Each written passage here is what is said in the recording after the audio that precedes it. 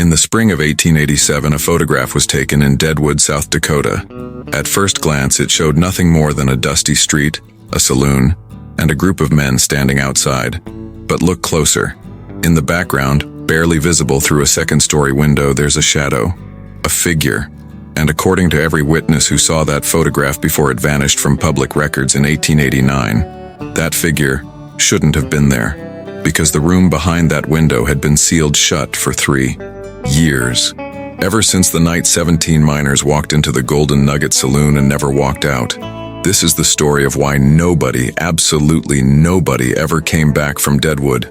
And I promise you, by the end of this, you'll understand why that photograph was hidden for over a century.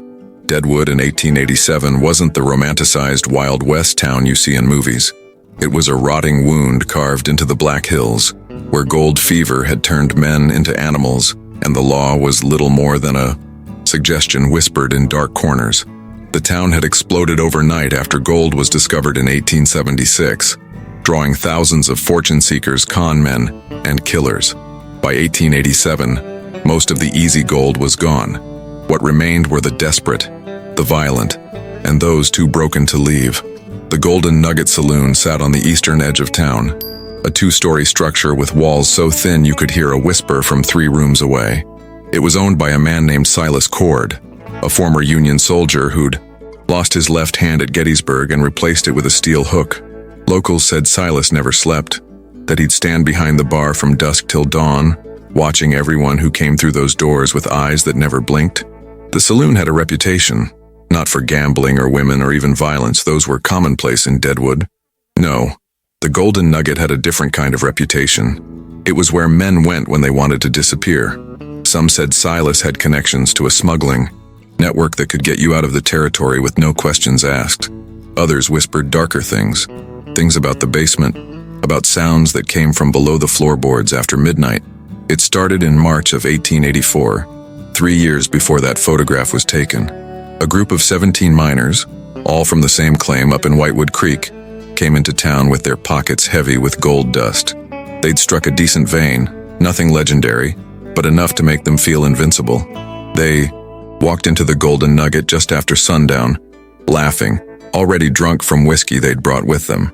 Witnesses reported seeing them go upstairs to one of the private rooms, a space Silas rented out for card games and private business. The door closed, and then, around 11 o'clock, the screaming started. Not the kind of screaming you hear in a bar fight. This was different. One witness, a woman named Martha Yates who ran a boarding house across the street, said it sounded like animals being torn apart, but the animals were men. The town marshal at the time, a man named Vernon Hicks, kicked down the door to the upstairs room. What he found made him resign the next morning. The room was empty, completely empty. No miners, no blood, no signs of struggle. But the window, a window that had been nailed shut from the outside for safety, was wide open. And on the floor, arranged in a perfect circle, were 17 gold teeth, each one pulled clean from the root. Marshal Hicks ordered the room sealed. He had the door nailed shut with boards so thick you'd need an axe to get through. He told everyone the miners had jumped from the window and run off into the hills, ashamed of losing their gold in a card game. But Martha Yates saw something that night that she told only her priest before she died. She saw Silas standing at that open window, his steel hook glinting in the moonlight, looking down at something in the alley below. And he was smiling. For 3 years, people avoided the Golden Nugget's second floor. The saloon stayed open. Silas kept pouring drinks, but no one went upstairs. The sealed room became local legend. Children dared each other to touch the door. Some claimed they could hear whispers coming from behind it, even though everyone knew the room was empty. Then came April of 1887. A traveling photographer named Edmund Pierce arrived in Deadwood, commissioned by a Boston newspaper to document the real Wild West. He spent 2 weeks taking photographs all over town. Miners, gamblers, prostitutes, the works. On his last day, he set up his camera on Main Street, pointing it toward the Golden Nugget. He wanted to capture the essence of a frontier saloon at dusk. The photograph took 30 seconds to expose. During that time, Pierce said he noticed nothing unusual, but when he developed the plate back in his hotel room that night, he saw it.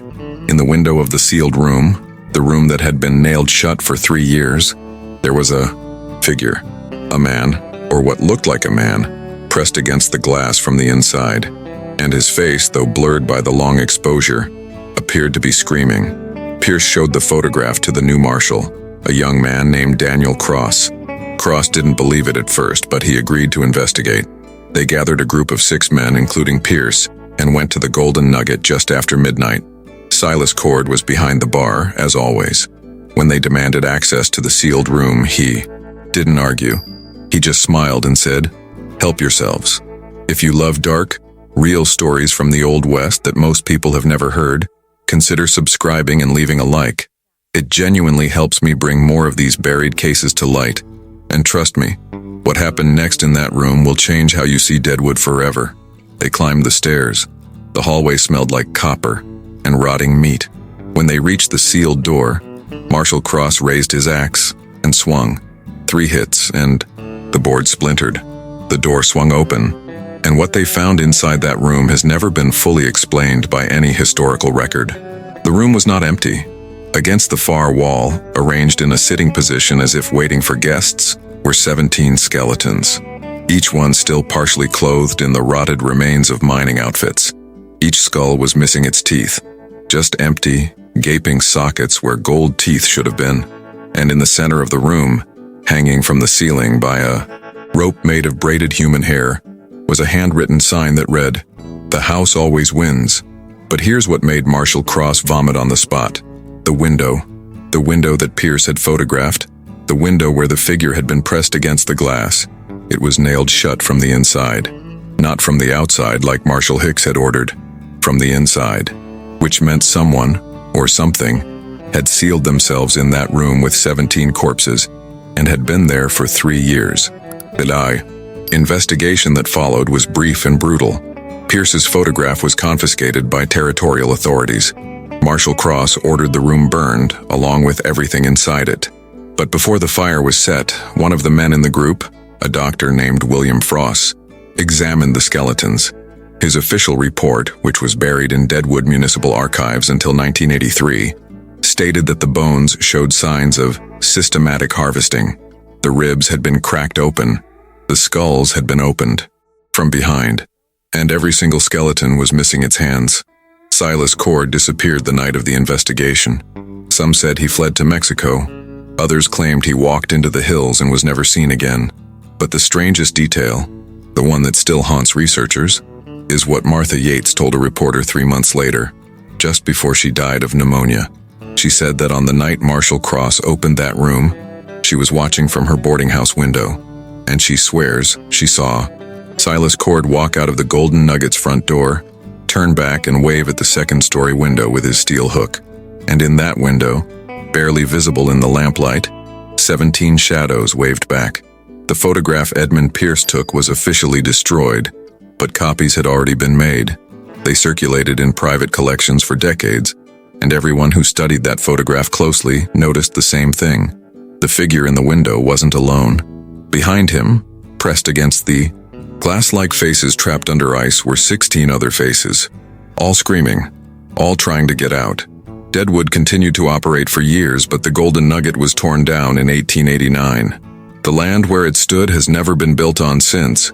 Even today, locals avoid that spot after dark. And the question that historians still can't answer is this: if all 17 miners were found dead in that sealed room in 1887, then who, or what, was in that photograph, looking out from a room that had been sealed for 3 years? The story of the Golden Nugget isn't just about murder or greed. It's about the kind of evil that festers in places where law is weak and desperation is currency. Deadwood in the 1880s was a place where a man could vanish without a trace, where screams in the night were ignored because silence was safer. And Silas Cord, whether he was a killer, a demon, or something in between, understood that better than anyone. The photograph from 1887 is gone now, lost to time, or hidden by someone who understood that some images are too dangerous to exist, but the story remains, whispered in Deadwood bars, told around campfires in the Black Hills, a reminder that in the Old West, the most terrifying monsters weren't the outlaws or the gunslingers. They were the ones who smiled while you drank their whiskey. who watched you with eyes that never blinked, who knew that the house always wins. If you want more true stories from the darkest corners of the Old West, cases that have been buried, forgotten, or deliberately hidden, make sure to subscribe and leave a like. These stories need to be told. Tell me in the comments, where are you watching from, city and country? I'd love to know who's listening to these nightmares from Deadwood. And don't go anywhere, there's another Old West nightmare waiting for you in the next video, because the frontier had 1,000 faces, and most of them were smiling.